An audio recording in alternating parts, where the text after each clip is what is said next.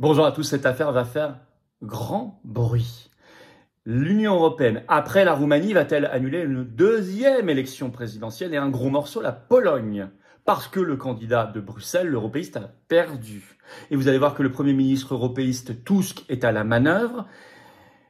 Tout ce qui s'organise, je vais vous expliquer, est déjà profondément antidémocratique. Mais alors, s'ils arrivent à l'annulation, et c'est dans quelques heures qu'on le saura, c'est profondément totalitaire. Mais c'est l'application du fameux BDE, bouclier démocratique européen, bien mal nommé, orwellien, dont je vous ai révélé l'existence en premier sur cette chaîne. Vous voyez cette vidéo comme un carburant formidable pour le Frexit. Parce qu'il faut la destruction de ce truc totalitaire, et on ne peut le faire qu'en sortant, qu'en partant. C'est le Frexit. Vous voyez cette vidéo comme très importante. J'aimerais que vous la partagiez partout, parce que ce sont des avertissements ici. Et ça va ouvrir les yeux de beaucoup de Français.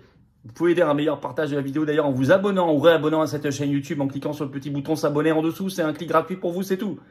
Il y a eu beaucoup de désabonnements fortuits par YouTube ces derniers temps. Vérifiez, il y a une vague d'invisibilisation. Vous pouvez contrer cette vague en vous abonnant ou réabonnant à la chaîne. Merci beaucoup, les vidéos toucheront beaucoup plus de monde grâce à vous.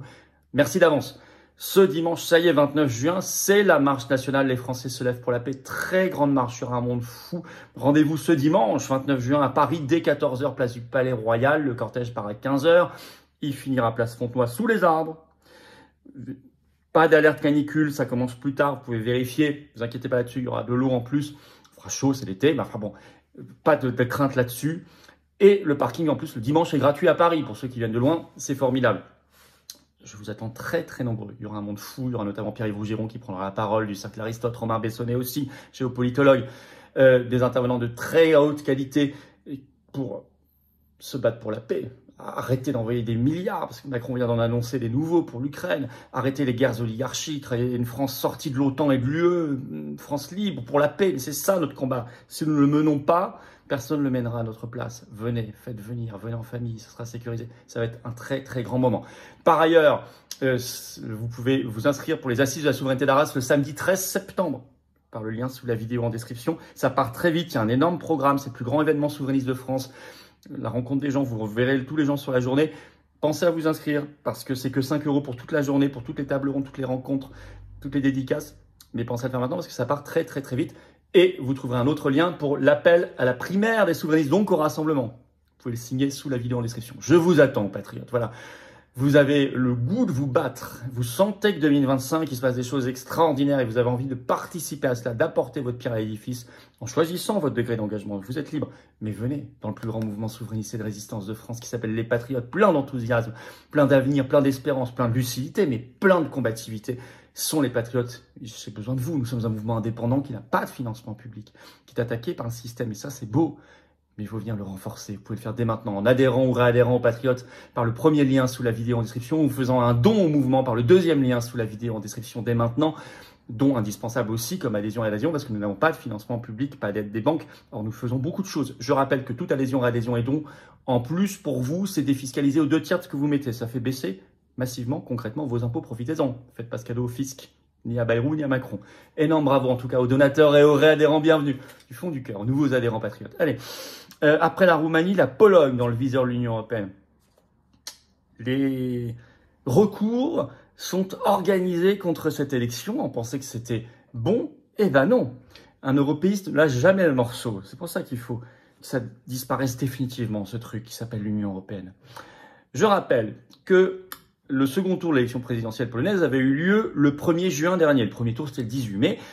Et qu'il y a eu victoire pour un mandat de 5 ans, donc du nouveau président polonais, qui s'appelle Karol Nawrocki, qui a gagné au second tour à 50,89% des voix, contre son adversaire européiste, maire de Varsovie, Rafał Trzaskowski, qui a perdu donc à 49,11%. Je rappelle que cette élection a connu le plus fort taux de participation, donc elle n'est pas contestable, de la Troisième République polonaise, ils en sont à la Troisième République, donc avec un taux de participation de 71,63%, que Karol Nawrocki, lui, n'est pas l'européiste qui est en face, c'est lui qui a gagné, et il est aussi anti-guerre en Ukraine, il est proche de Trump, et il est opposé à l'européisme, au bellicisme, sans aller jusqu'à la sortie de l'UE, l'OTAN, ce qui, pour l'instant, mais en tout cas, beaucoup moins dingo et européiste et belliciste que ce qu'il y avait en face. Alors l'Union européenne n'a pas avalé cette victoire, parce que la Pologne c'est quand même un gros morceau, 40 millions d'habitants, une armée assez conséquente, et une économie qui est, avec tout l'argent qu'on lui a donné, il faut le dire, qui est assez florissante. Et vous avez donc, on l'avait vu, le 2 juin, Le Monde avait publié cet éditorial rageux, le titre « Pologne, un coup de semonce dans le ciel européen ». Voilà ce qu'il en disait, je vous cite un extrait. « La défaite de M. Tsarkowski, l'européiste, est d'abord un échec, un cauchemar pour le gouvernement Tusk, donc le Premier ministre polonais qui est européiste, Eurogaga, au pouvoir depuis les élections législatives d'octobre 2023, dont l'agenda progressiste de rétablissement de l'état de droit était freiné par l'obstruction du président sortant conservateur Duda, en cohabitation avec Nawrocki, donc le nouveau président polonais souverainiste. Le pro-européen Tusk va devoir composer avec un président qui maniera son droit de veto avec beaucoup plus d'activisme que son prédécesseur, est en train de le pousser à organiser des élections anticipées. Élection lourde de conséquences, écrivait Le Monde. L'élection de M. Nawrocki est aussi lourde de conséquences pour l'Union européenne, où la Pologne occupe à présent, 36 ans après sa sortie du bloc soviétique, une place importante sur laquelle comptent Paris et Berlin. Alors, d'un coup, vous avez vu des recours organisés contre cette élection. Première étape, d'abord, on a dit il y a peut-être des fraudes. C'était un article d'Euractiv qui était passé un peu inaperçu le 10 juin. Le titre, des allégations de fraude remettent en cause le résultat de l'élection présidentielle polonaise. Tiens, comme par hasard, je vous cite un extrait de cet article. Des soupçons d'irrégularité dans le dépouillement des votes au second tour de la présidentielle polonaise, donc 10 jours plus tard, tenus au début du mois, ont conduit la Commission électorale nationale à ouvrir une enquête. Le scrutin du 1er juin avait vu M. Nawrocki l'emporter face à M. Tsarkowski. L'écart entre les deux candidats est resté très serré, moins de 400 000 voix, enfin c'est quand même un écart, les sépare sur près de 21 millions de suffrages exprimés. Il y a quand même presque 2 points d'écart en fait entre les deux. C'est pas non plus totalement rien. C'est proche, mais c'est pas rien. Alimentant les doutes sur la régularité du vote, à l'issue du scrutin, des signalements de dysfonctionnement ont rapidement émergé, certains suggérant que des voix auraient été indûment transférées d'un candidat à l'autre, faussant potentiellement les résultats. Face à ces allégations, la coalition gouvernementale a réclamé une enquête approfondie. Donc c'est incroyable. C'est le gouvernement de Tusk qui dit qu'il y a eu des fraudes, alors que c'est eux qui ont organisé le scrutin. C'est le gouvernement qui est en charge de l'organisation du scrutin. Donc c'est eux qui le tiennent, c'est eux qui tiennent l'organisation du scrutin. Et ils disent, 10 jours plus tard, en fait, il y a eu des fraudes. Deuxième étape, les recours.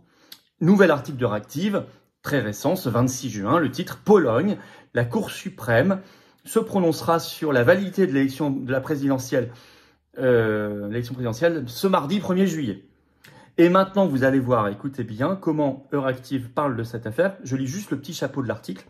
La Cour suprême de Pologne annoncera mardi 1er juillet sa décision sur la validité de l'élection présidentielle. Un scrutin remporté par le conservateur Karol Nawrocki est entaché par de nombreuses irrégularités. Donc on ne parle plus au conditionnel. Maintenant, vous avez remarqué, on parle à l'indicatif. On dit plus, comme le 10 juin, il y a des soupçons d'irrégularité. On dit c'est entaché de nombreuses irrégularités. Maintenant, c'est sûr et certain. Il n'y a plus le conditionnel. Ça, c'est très frappant. Alors, les citoyens, explique cet article, ont été, je cite, encouragés à déposer des recours par la coalition européiste. Alors, on va citer. Dans les jours suivant l'élection, des rapports ont fait état d'anomalies dans plusieurs bureaux de vote. Autant de dysfonctionnements qui ont conduit la coalition gouvernementale, donc de Tusk, à encourager les citoyens à déposer des recours, comme le permet la Constitution.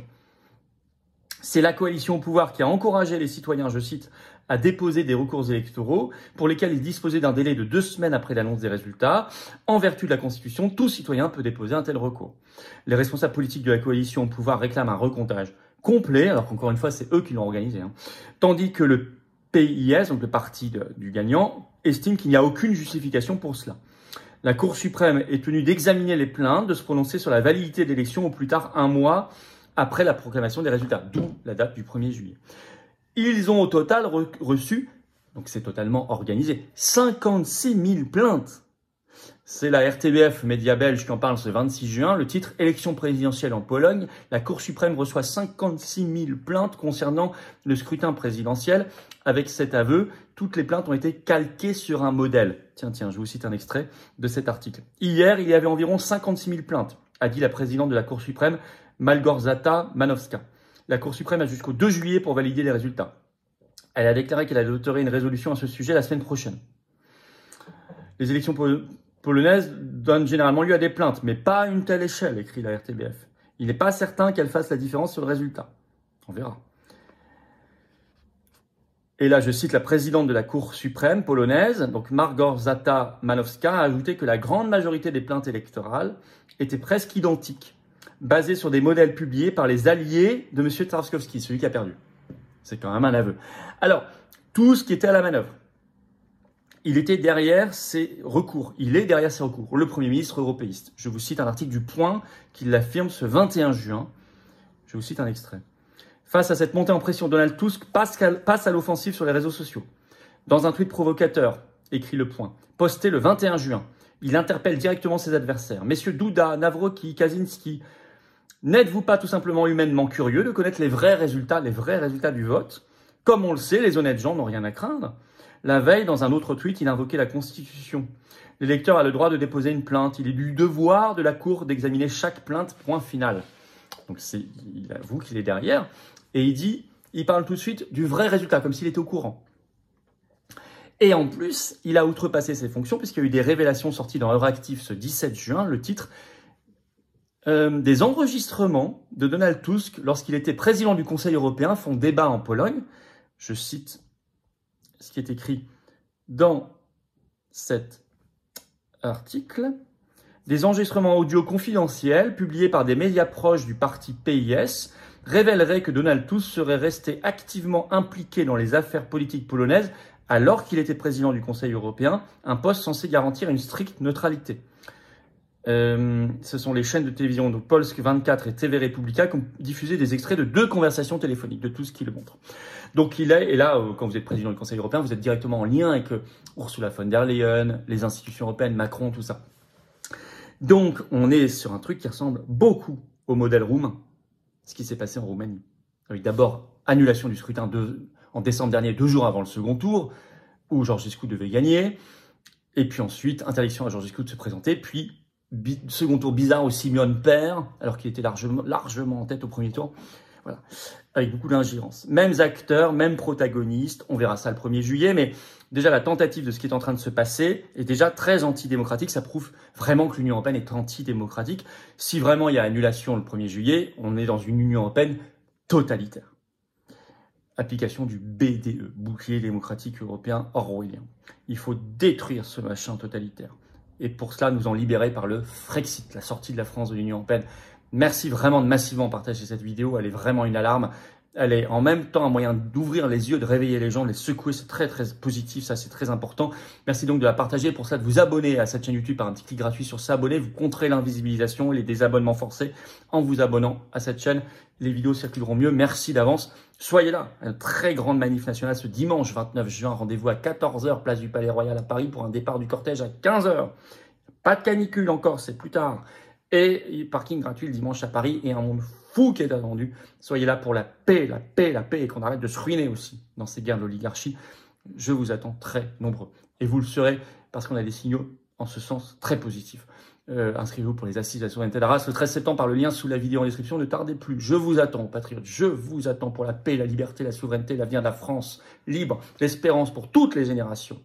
Et oui, on ne se bat pas que pour nous, mais aussi pour nos enfants, nos petits-enfants. Nos arrière-petits-enfants, c'est très important de se battre et de comprendre cette chaîne des générations. Ici, au Patriote, nous sommes dans un mouvement anti-oligarchique, indépendant, qui n'a pas de financement public, pas un centime de subvention publique, qui se bat, qui lâche pas le morceau, qui est dans l'action concrète sur le terrain tout le temps, qui est dans le rassemblement avec la proposition primaire des souverainistes. Vous pouvez la soutenir par l'appel sous la vidéo en description à signer. Je vous attends maintenant. C'est peut-être le moment où on s'engage.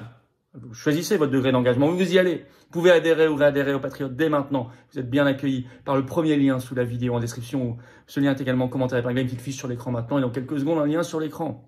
Vous pouvez faire un don au mouvement pour faire des actions sinon on ne peut pas. C'est le deuxième lien sous la vidéo en description.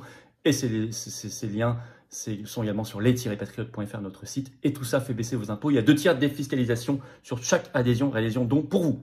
Profitez-en. Bravo donateurs, en tout cas aux réadhérents et bienvenue aux nouveaux adhérents patriotes et vive la France.